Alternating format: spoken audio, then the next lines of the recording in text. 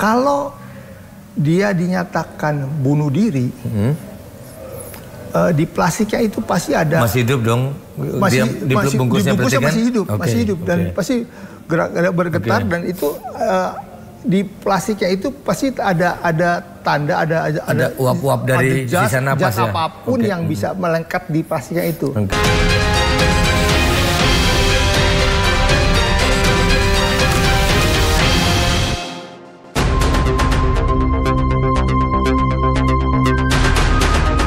Melalui Asosiasi Psikologi Forensik atau APSIFOR, kepolisian sebut Arya Daru Panghayunan alami depresi sejak tahun 2013 dan sempat menghubungi layanan kesehatan mental yang menangani orang-orang dengan dorongan bunuh diri. Yang pertama, almarhum merupakan individu yang dikenal di lingkungannya sebagai pribadi dengan karakter positif. Beliau bertanggung jawab, suportif terhadap rekan kerja, pekerja keras, sangat diandalkan, dan merupakan individu yang peduli terhadap lingkungannya. Sebagai sosok yang kedua, sebagai sosok yang selalu berusaha menampilkan karakter diri, kualitas diri yang positif di lingkungan, almarhum mengalami kesulitan dalam mengekspresikan emosi negatif yang kuat, terutama dalam situasi tekanan yang tinggi. Tekanan tersebut dihayati secara mendalam sehingga mempengaruhi bagaimana almarhum memandang dirinya, memandang lingkungan, memandang masa depan. Almarhum berusaha menginternalisasi berbagai emosi negatif yang dirasakan dan berupaya untuk tidak menunjukkannya di depan orang lain. Meskipun demikian, kami menemukan bahwa pada almarhum ada riwayat di mana almarhum berupaya untuk mengakses layanan kesehatan mental secara daring. Terakhir kali dari data-data yang dihimpun, kami melihat kurang lebih sekitar tahun 2021. Awalnya dari data yang dihimpun di tahun 2013. Yang ketiga, ini kami pikir juga sangat penting bagaimana kita memahami situasi kehidupan almarhum, bahwa masa akhir kehidupannya sebagai diplomat, almarhum bertugas yang sangat mulia melakukan perlindungan terhadap warga negara Indonesia. Almarhum adalah pekerja kemanusiaan. Beliau memikul berbagai tanggung jawab, menjalankan tugas peran profesional, sekaligus peran-peran humanistik sebagai pelindung, pendengar, sebagai rescuer, penyelamat bagi WNI yang terjebak dalam situasi krisis, demi memastikan bahwa negara hadir bagi WNI yang ada di luar negeri. Bapak Ibu sekalian, perlu kita ketahui bahwa peran tersebut tentu menuntut empati yang tinggi, kepekaan emosional yang mendalam, ketahanan psikologis, sensitivitas sosial, yang ini semua tentu menimbulkan dampak seperti burnout, compassion fatigue atau kelelahan kepedulian, terus menerus terpapar dengan pengalaman-pengalaman penderitaan, vicarious trauma.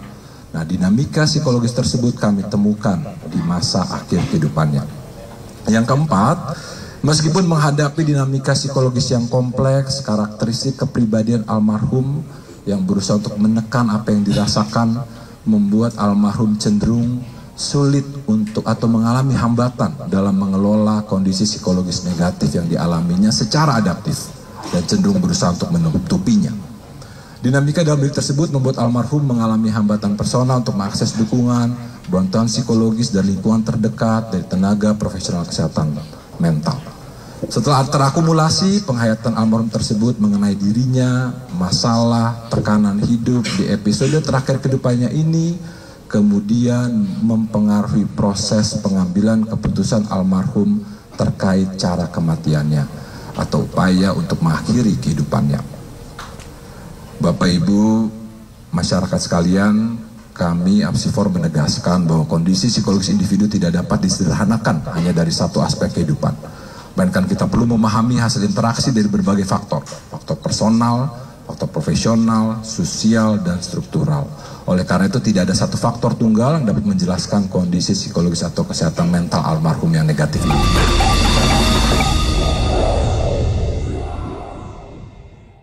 Lalu kita lanjutkan lagi untuk dialognya terkait perkembangan dari penasihat hukum. Apa namanya nyebutnya ya, follow up lah dari kemarin ya, setelah dipercaya sebagai penasihat hukum itu. Jadi pertanyaan adalah ketika kita ke TKP waktu itu kan informasinya ditemukan kepala di lakban, tapi lakbannya itu bukan ke kulit tapi ada plastiknya, ya kan ya. Nah, yang didapat dari pihak keluarga itu kayak apa sih? Mungkin apa keluarga waktu itu ada yang ikut menyaksikan nggak, perwakilan tuh siapa yang datang ke TKP, Pak? Dari keluarga, kebetulan dari sepupunya Daru yang datang.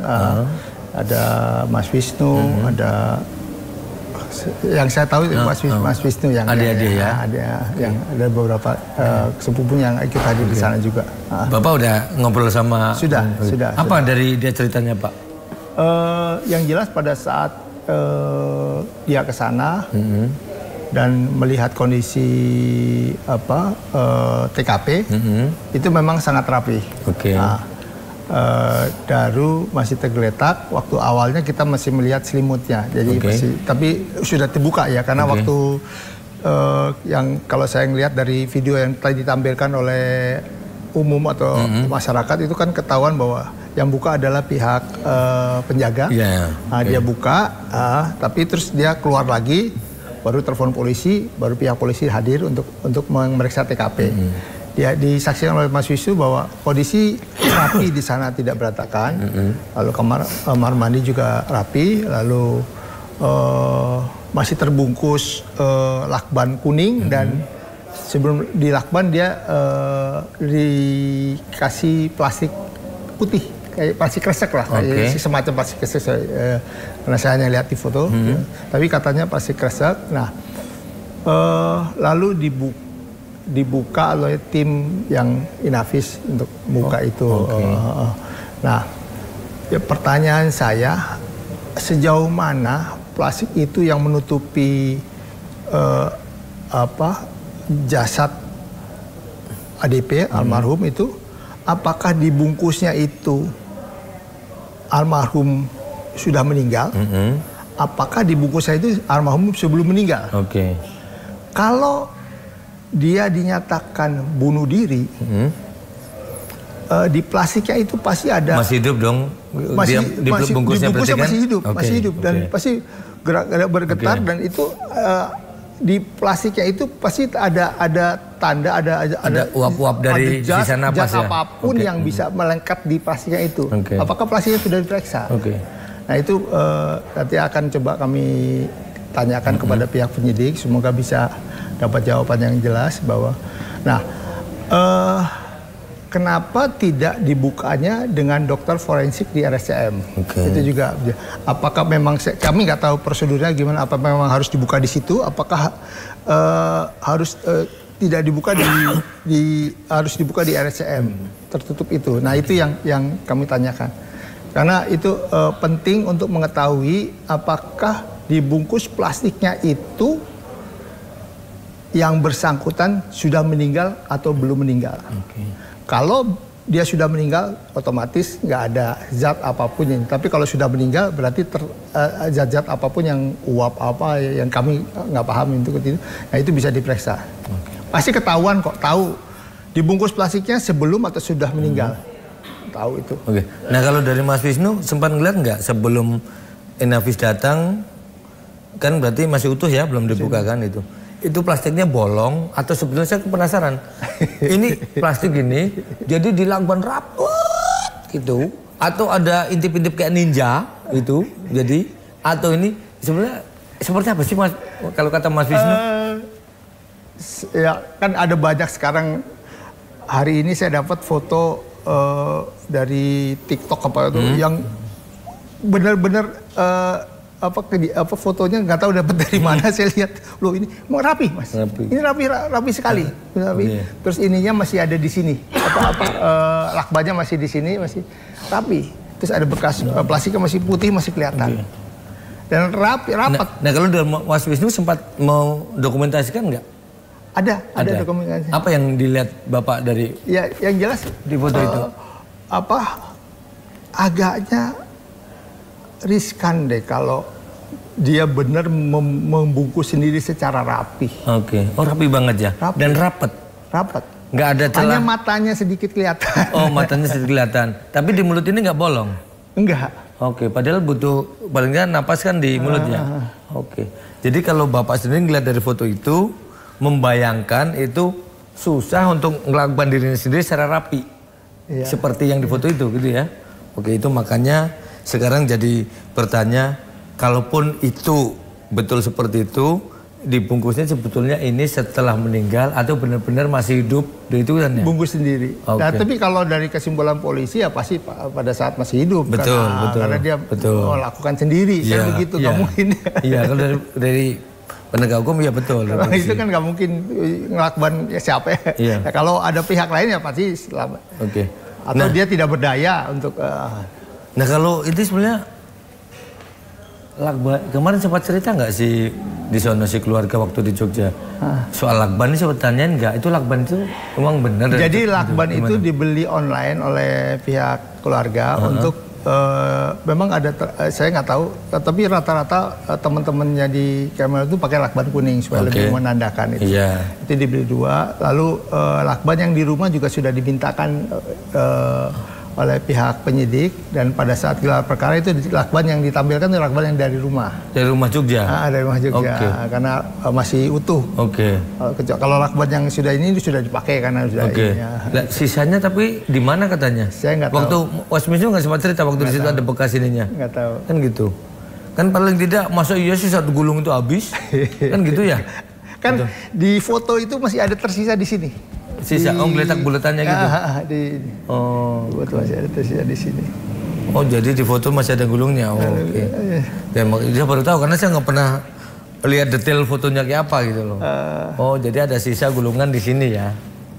Tapi sejauh ini sebetulnya apalagi yang masih membuat si penasihat hukum dan keluarga ini untuk minta didalemin selain tadi adalah soal lakban? Saya kok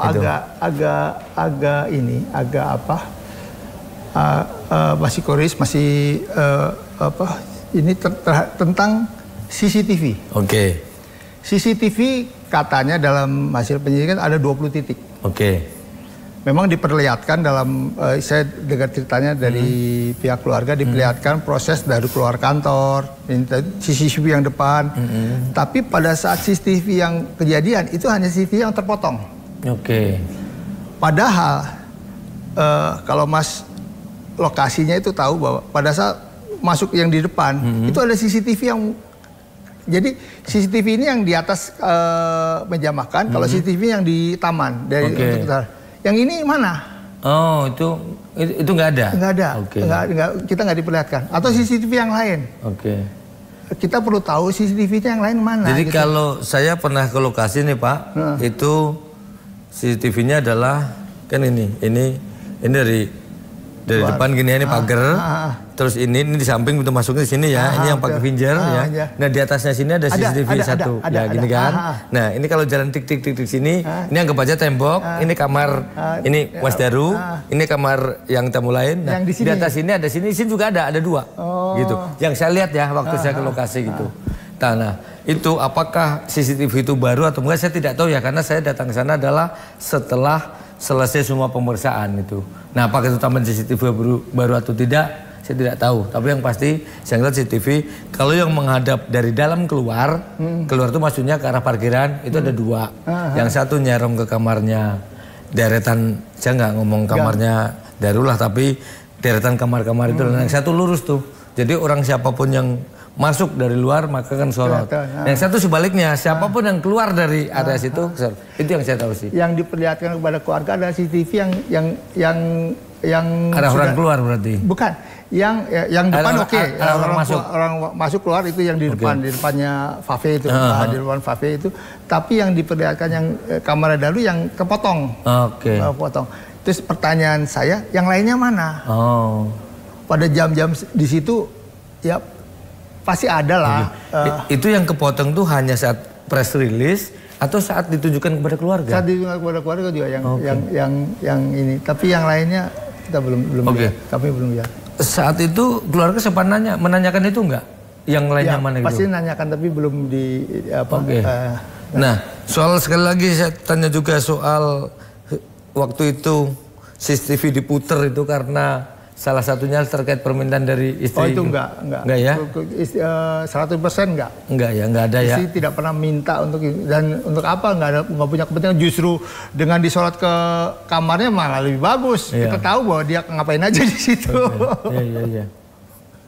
Itu jadi enggak, sama sekali enggak. Tapi memang waktu press release kan nyatakan bahwa itu permintaan keluarga kan. Iya. Tapi nggak tahu sudah dibantah belum, saya nggak tahu. Tapi yang jelas keluarga tidak pernah mau. Ya sekarang sih kalau saya sempat ikutin perkembangan sih udah saling bantah adalah mereka ini karena saling terangkai dan sebagainya gitu.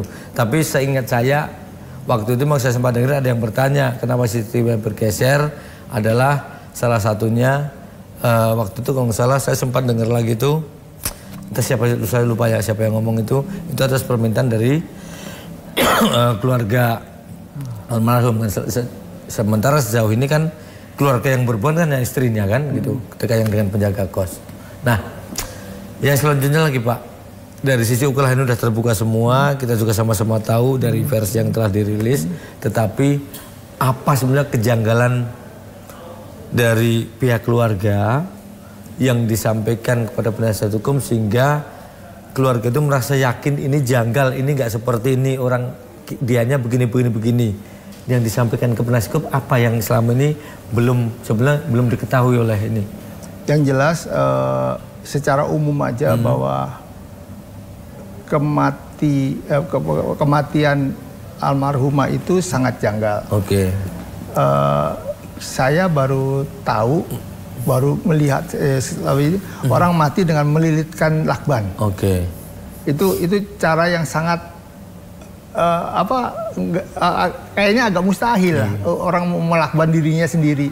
Biasanya orang bunuh diri ya gantung diri paling mudah, nabrakan ke kereta api atau dia loncat di ketinggian. Nah, ini saya perlu yang yang di atas yang dilihat adalah dia nggak mau loncat, dia hanya melihat nginguk-nginguk, bukan nggak ada upaya untuk meloncat, nggak ada itu dari CCTV jelas.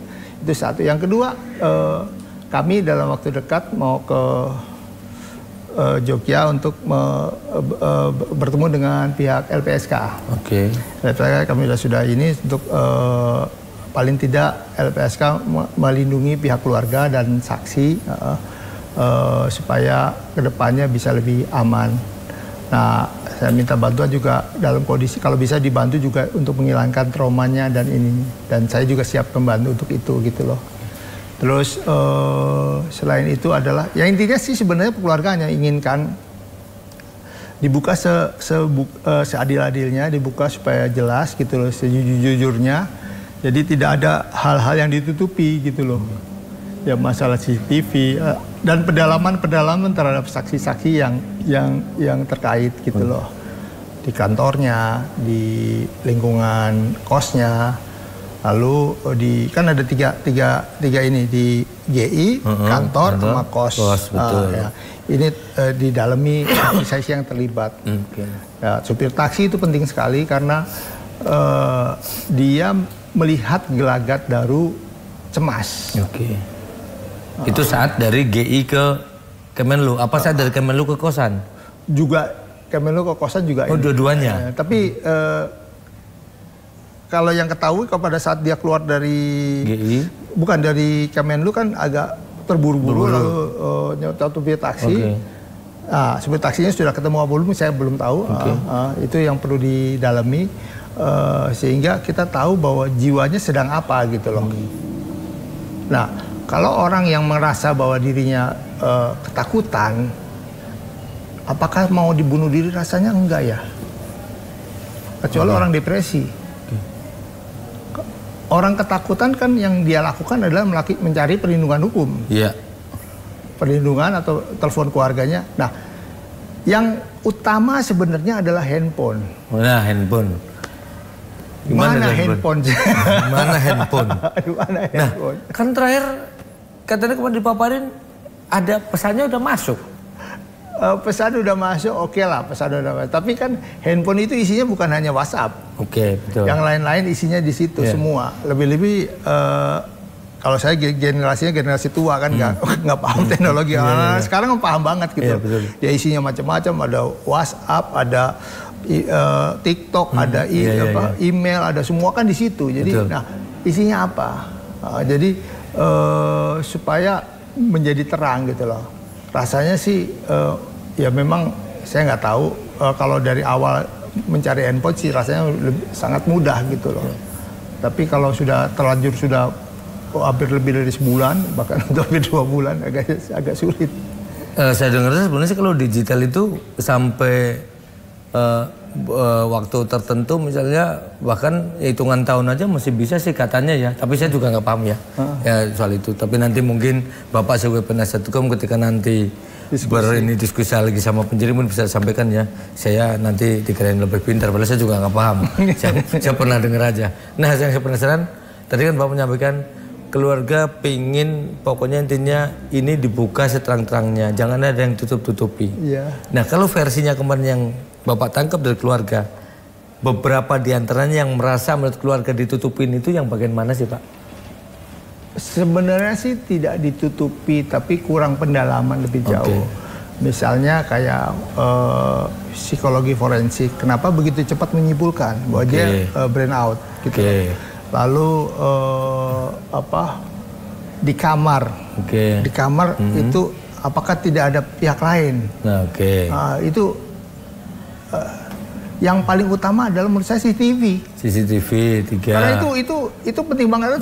Sekarang orang dari lebih dari Jakarta kemanapun dia bisa sorot CCTV di jalan ini.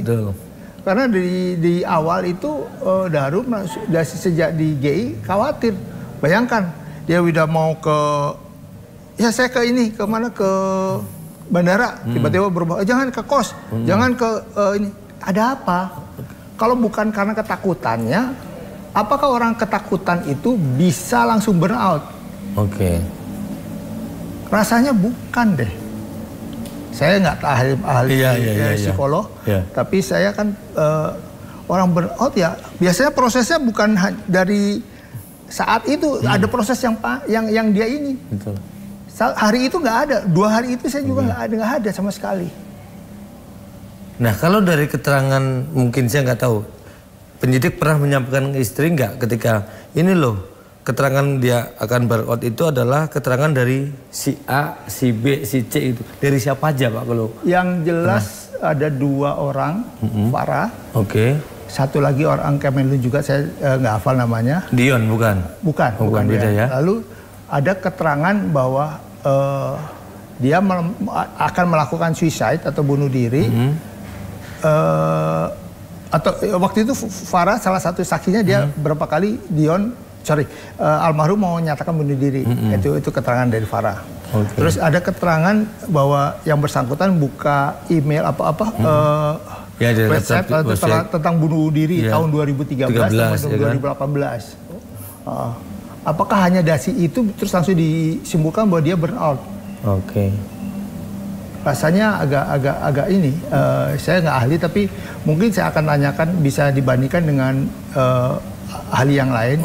Kalau boleh kami juga menyimpulkan dari data yang ada, kita bisa simpulkan.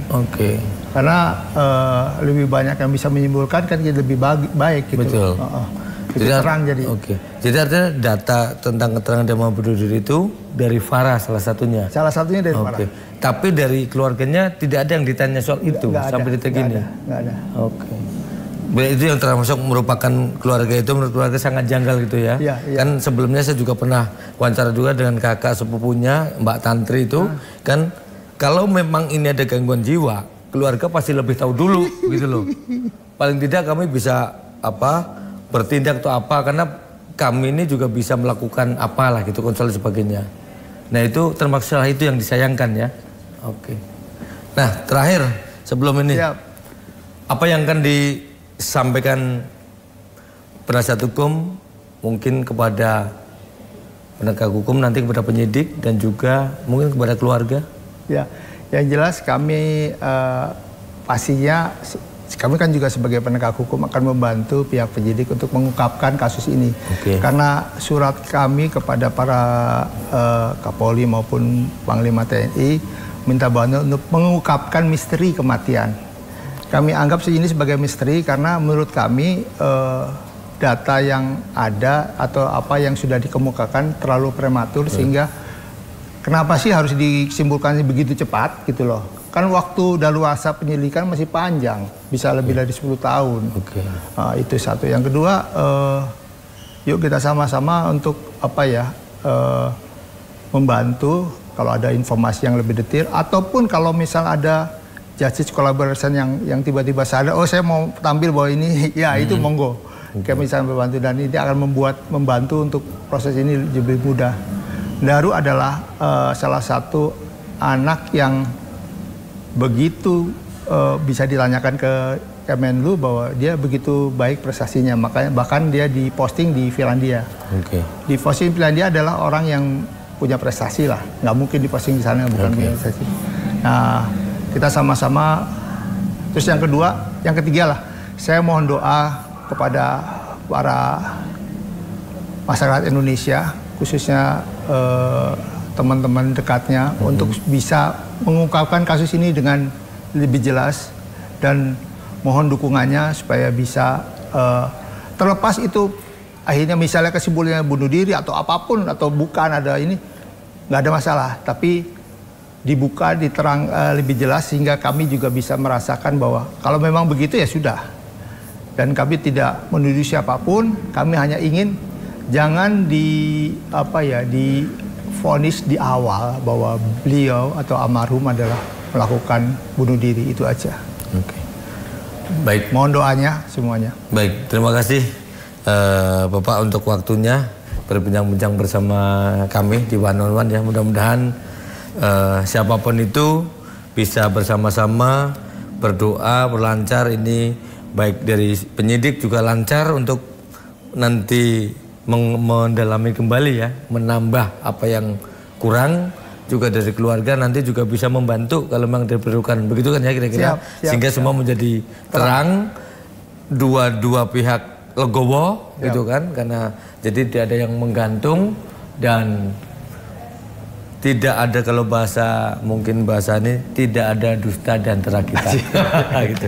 Baik, terima kasih terima kasih semuanya. Terima kasih pemirsa untuk kebersamaan kita pada malam hari ini. Saya Lukman Hanafi, sampai ketemu di episode berikutnya. Selamat malam. Selamat malam. Assalamualaikum warahmatullahi wabarakatuh.